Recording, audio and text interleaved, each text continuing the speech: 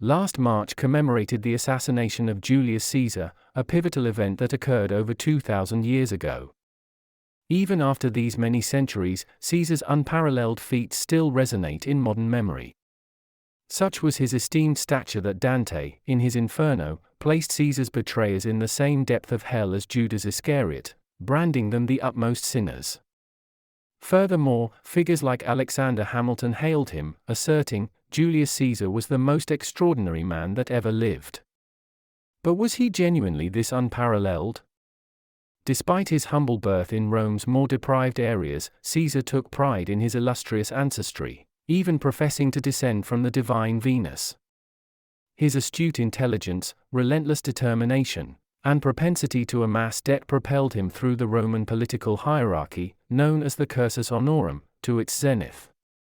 Yet, even from his early days, the flaws beneath his captivating facade were palpable. Following his abduction by pirates and subsequent ransom, Caesar's thirst for retribution was insatiable.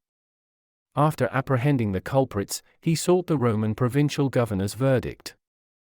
Dissatisfied with their decision to condemn the pirates to slavery, he audaciously ordered their crucifixion. His audacity didn't end there.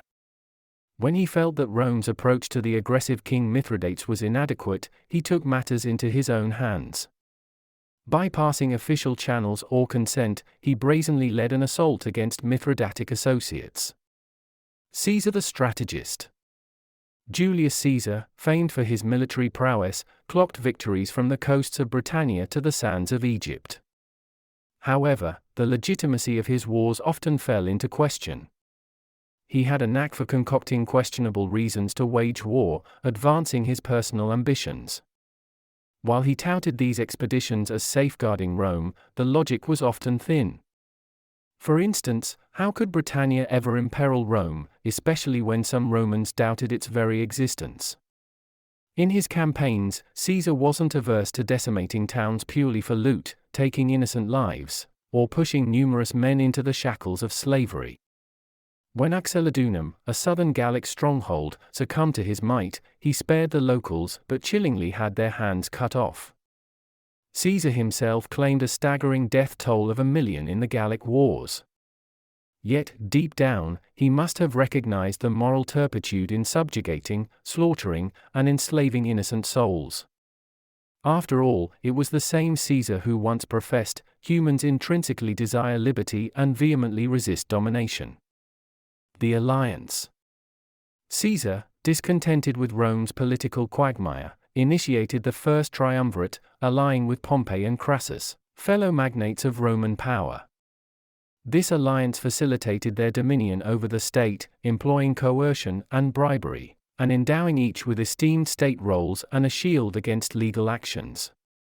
Caesar was adept at the art of bribery, influencing electorates, the tribunes of the plebs, inviolable officials, and even consuls, the dual chief executives. Reciprocity played its role. Caesar too opened his palms for bribes, exemplified when he accepted gratuities from Egypt's King Ptolemy XII. The cohesion of the first triumvirate withered, stripping Caesar of the collective clout and its ensuing privileges. A moment of reflection precipitated his audacious move, crossing the Rubicon, and with that, an onslaught on Rome to impose his mandate. Under the guise of upholding justice for the populace and safeguarding his dignitaries, akin to honor, ensued a prolonged and devastating civil conflict, in essence, a maneuver to seize authority. A revelation hardly astonishing, given his veneration for Alexander the Great, a figure Marcus Tullius Cicero deemed a global menace.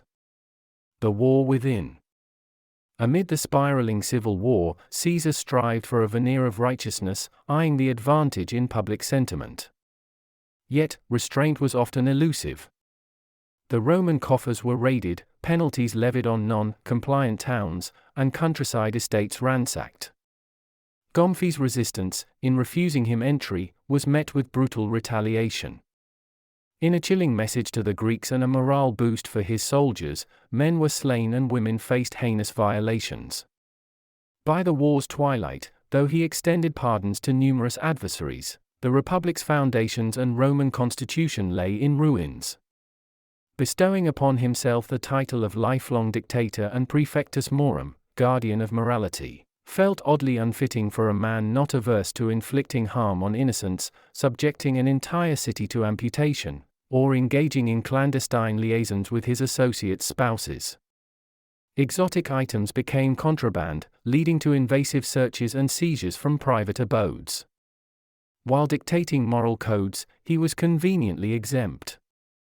His enormous debts neglected, even as he coerced others into repayment. Such double standards were characteristic. Caesar's rise was largely marked by wielding power, frequently at the sharp end of a gladius. Autocracy ascends. He indulged in opulent celebrations in his honor. When a trio of his soldiers voiced grievances, criticizing his extravagance, he promptly ordered the execution of one while the remaining two were ritualistically sacrificed in honor of Mars, the god of war. Their severed heads were ominously displayed by the Regia, a revered Roman sanctuary. Caesar's unchecked arrogance only amplified with time. He embraced a golden throne in the Senate, endorsed a religious sect venerating him, declared his birthday a state occasion, and even rechristened a month in homage to his lineage, Julius, July. For a visionary like Alexander Hamilton, one of America's founding fathers, to laud Julius Caesar as the paramount figure in history seems profoundly misplaced. The U.S. Constitution drew inspiration from the Roman Republic, yet Caesar transitioned the Roman constitution into an absolute rule that persisted for eras. Caesar's dismissive remark about the Republic captures his attitude: the Republic stands as a mere shadow, devoid of substance or shape.